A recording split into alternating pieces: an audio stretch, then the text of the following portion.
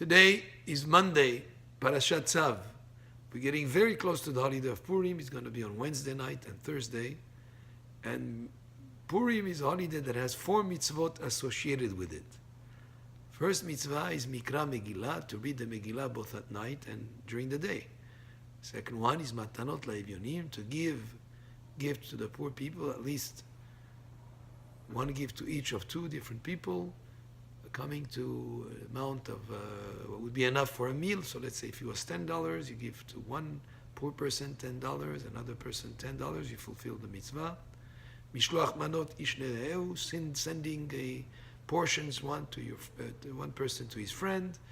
And finally, the seudah of Purim, to have a seudah with a meal that's a copious meal, and drink a little bit to get into the spirit of the joy and the celebration, and the simcha associated with that meal also. These 4 mitzvot are associated with the holiday of Purim, but a person should realize it's not just for the day of Purim. These 4 mitzvot are actually applicable all year round.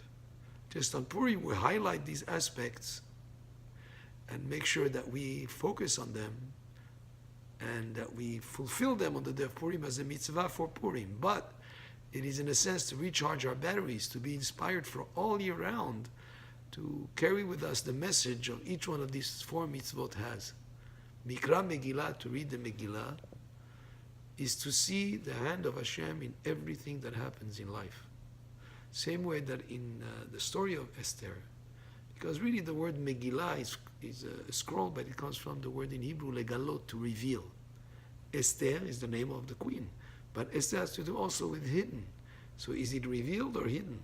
Well, what it refers to is to reveal the hidden, to reveal and to see the hand of Hashem, even when the hand of Hashem is not there in a miracle that you say, wow, this is out of the laws of nature, but it's something that is behind the scene. Hashem directs everything. So that reading the Megillah has that message in it, but it's not just for Purim and the story of Purim, but it's also for every day of every single year. A person has to see the hand of Hashem and to see Hashem in nature, in the things that are the most natural, things that happen to be just, you think by coincidence. No, it's all directed Mishamayim. So that aspect of reading Megillat Esther and seeing the hand of Hashem, revealing the hand of Hashem in everything that we see around us, is applicable every year of every day of the year. Then we have Matanot La'evyonim, giving gifts to the poor. It's not just for Purim. All year round, a person has to think about the aspect of kindness, of helping those in need. And when the opportunity arises, we give it. On Purim, we search and look for who we can help and who we can give assistance to. And actually on Purim, you don't even check if the person is cause worthy to help or not. Anybody that asks you give, but that aspect is to awaken in us that the mitzvah of helping those in need, and that we should carry with us all year round. Any time that we're called upon to help, whether it is with money or with advice or with help, with a few words of encouragement, whatever it is, we have a mitzvah to help those in need. Then mishloach manot ish lere'ehu, to send portions to each person to his friend. On Purim we have to do that as a mitzvah, but it's something to carry with us all year round, to think of our friends, to think of other people around us, and to strengthen our connection and our harmony and our affinity and our appreciation and love, just like it says, V'ahavta l're'acha kamocha, you shall love your fellow as yourself. That's not just for Purim, for every day of the year. And then the Sudat mitzvah that we do on Purim, to show that even in such a physical activity such as eating and drinking, that we're actually doing it to serve Hashem, not to satisfy our desires. But a person should have simcha all year round. Only on Adar and Purim we add more simcha that should be existing all year round.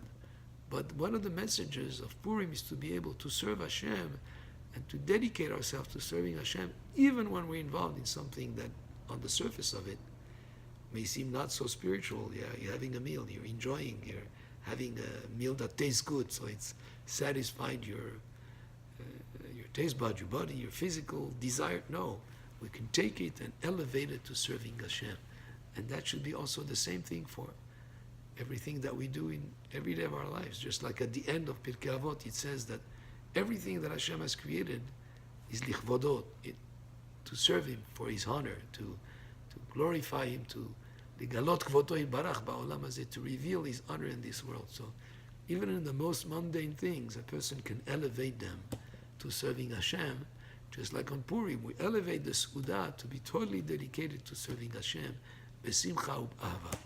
So these mitzvot of Purim, it's a holiday to recharge our batteries on these aspects that are in a way applicable to every day of the year. Baruch Adonai le'olam, amen ve'amen.